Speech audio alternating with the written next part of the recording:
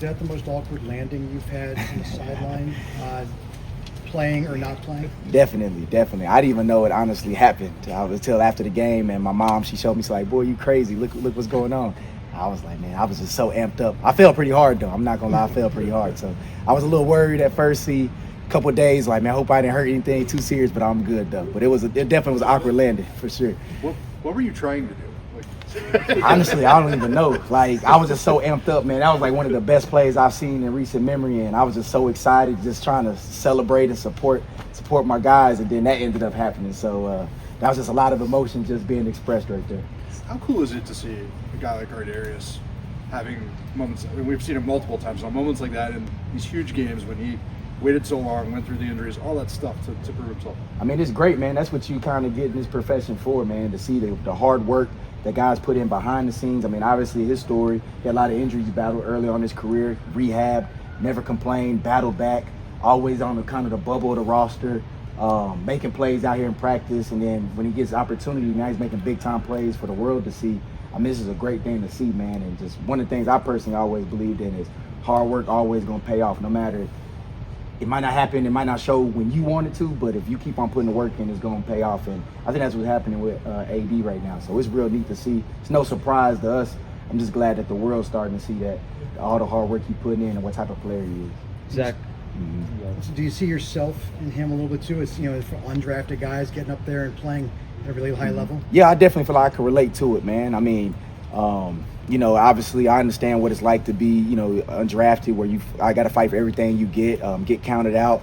A lot of people, you really can't make any mistakes because the undrafted label's always going to follow you. So I can definitely relate to what he's doing and where he's come from. So it's really good to see. Zach, Kyle Van Noy's at a career-high sacks at 33 years old. I'm curious from your perspective, what's made this season so successful for him, and at what point preseason or during the season did you realize that he was on this trajectory to reach that mark? Yeah, I mean, I think last year he had a great year, and we got him in the middle of September or something like that. So we anticipated him having a great year from the standpoint of he had a full off season, a full year underneath his belt, just from a physical standpoint, and then just him another year being with us, us being familiar with his game, and him just putting the work in, man. I mean, he had a great training camp, and anything that he's doing right now is not surprising us because he works hard at it, man. And like I've always said, he's one of the best students of the game that I've personally been around. So he's able to apply everything he sees on film, everything he does out on practice to the game at a high level, man. And what he's done for us has been real valuable. So I'm happy with KV, man. I'm proud of him. Another testament of a guy who's putting the work in, and it's showing on game day. Him being the old head in the room, how does his success kind of permeate through a lot of that group?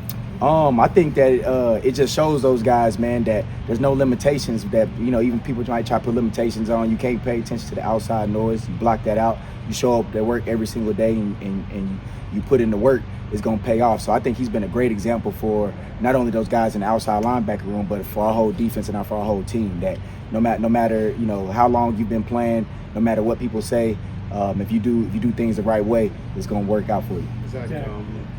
We never know really what we're going to get with Marlon, whether it's going to be interesting talking and what he does, what he's going to say. How unique of his personality is he? How well have you gotten to know him over the years? Man, I've gotten to know Marlo real well, and he definitely has a unique personality. But the thing I love about it is he's going to be himself, and you're going to get Marlon. He's going to tell you the truth. He's going to tell you how he feels, and it's always coming from a good place. So, I think Marlo really stepped up his leadership this year. And he's always been a guy who's always been himself. He's been a little bit more vocal, which I feel like he realized he has to because he's what, year 8, year 7. He's one of the longest tenured Ravens here. So guys look up to him, guys listen to him, and he's not only leading with his words, but he's leading with his actions most importantly. So we love Marlon. We want Marlon to be himself. If he's not himself, then something's wrong, So we want Marlon being his crazy self, and we appreciate it, and I think he appreciates us for letting him be himself. Zach, speaking of outside noise, just curious, and there was so much noise earlier in the season about the defense and so forth. What's that just like for you personally to go through that and deal with it? I mean, it was tough. It was tough for me personally. It was tough just because my family and all that. My family, they see stuff and everything. So I'm not gonna sit here and act like I'm naive or I don't hear that stuff. And, you know, my family, they the ones that were really affected, you know, by it. But, you know, I tell them all the time, it's nothing new, man. It's like adversity always gonna hit. And if I'm a preach it, I gotta live it. So like we always say, there's no testimony without no test. So we're just going through a little test, and hey, there might be more tests to come, but we know how to handle it. So you just gotta block out the noise, whether it's good or whether it's bad, and stay focused at the task at hand. And on the flip side of that, and I know you're always sort of looking ahead and planning for the next thing, always trying to improve, but did you allow yourself any gratifying moment, or did you feel any gratifying moment when you saw the guys kind of turning the corner on some of that stuff? Yeah, I mean, definitely. Like, you always appreciate when the work starts to show. When the work starts to show, you know, like I said, we keep talking about putting the work in. When it starts to show, when it starts to pay off, you definitely appreciate those things. And I think for us, and me personally, and for us here in this organization, it just makes you even hungrier, man. It makes you want to even go even that much harder. So that's what we chasing now. So it's good to see the work to pay off, but we know we got a lot more work to do, and that's what we chasing. That's what we hungry for. Piggybacking off that, Zach, how special was the defensive shutout that you guys pitched, and then especially for you, it's on the 8-year anniversary of the Christmas game for you as a player. Was there any special significance with that? Oh, man, it was funny. I wasn't even really, honestly, me personally, thinking about that. I was just so focused on, man, the game and making sure our guys were ready to roll, which they were. But it was special, man, because, I mean, that's what you strive for, man. You strive for perfection, and you achieve excellence. That's one of the things that another thing I live by. If you guys don't know, I got a lot of quotes and stuff that's in my mind. But you know, it wasn't perfect, but we achieved excellence that day. So I think it was good. I was proud of the guys because, like I said, man, these dudes sacrifice a lot, man, with their bodies, with their mind, families.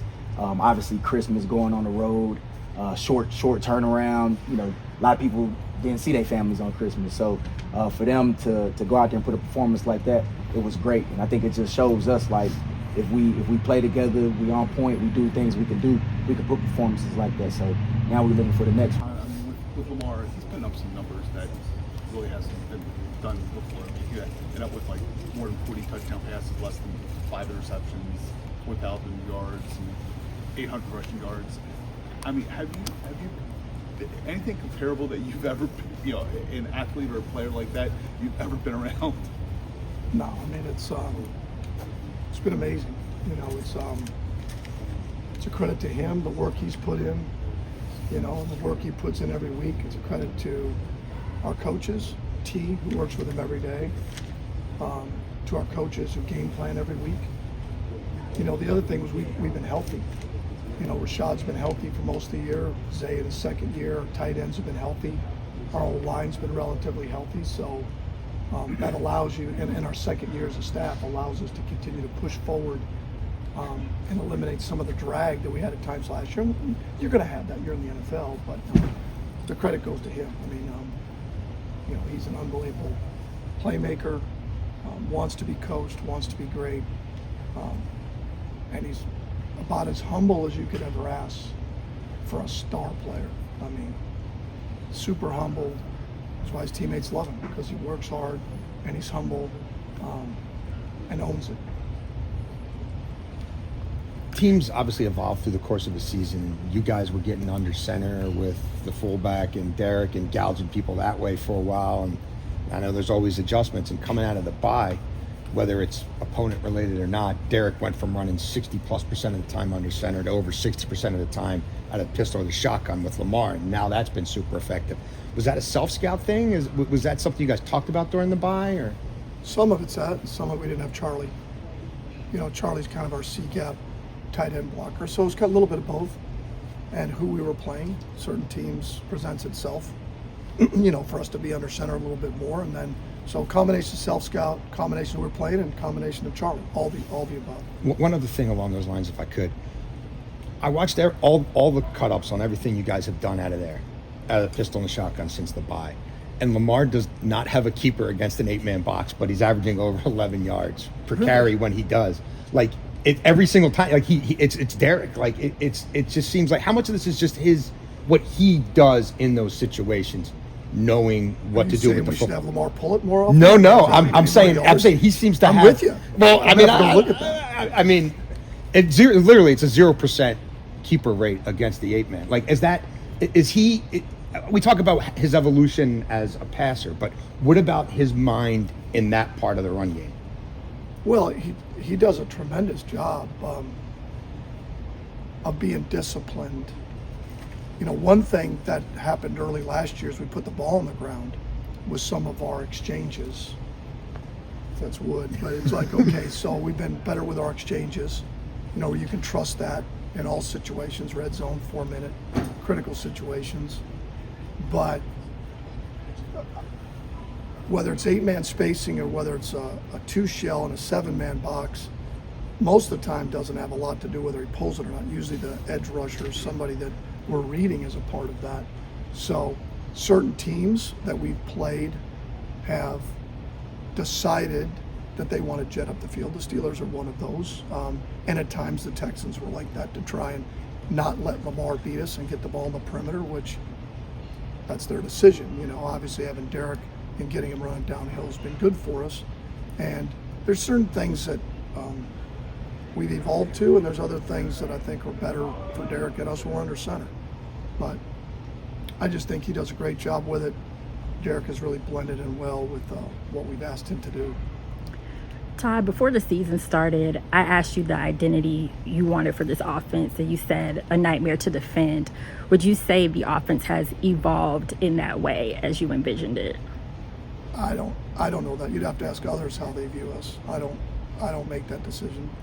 As a coaching staff and for us, we just try to use the personnel that we have to the best of our ability to give us the best chance to score points. That's what we're paid to do, you know. I don't care where we're at statistically. It's week to week. Can't carry over points, can't carry over yards. The challenge is this week. Like I said, we've got really good coaches. We've got really good players. We've stayed healthy. I think our guys do a really good job of trying to attack who we're playing. Like I said before, I think our system gives us the versatility to, whether it's zone schemes, gap schemes, perimeter run, power, our ability to throw the ball quick, play action, stretch the field vertically, horizontally, all the things you want to be able to do. And having really good coaches and having really good players allows you to do that. Zay Flowers had a really strong rookie season. What do you see in his game? What's he done this year to kind of take it to another level in year 2? I think just, I think any player should take that leap in their second year in terms of being comfortable. It is a long season. I think learning how to take care of your body, how to prepare each week. I think the other things that go unnoticed is we're all the same offensively, especially the skill guys.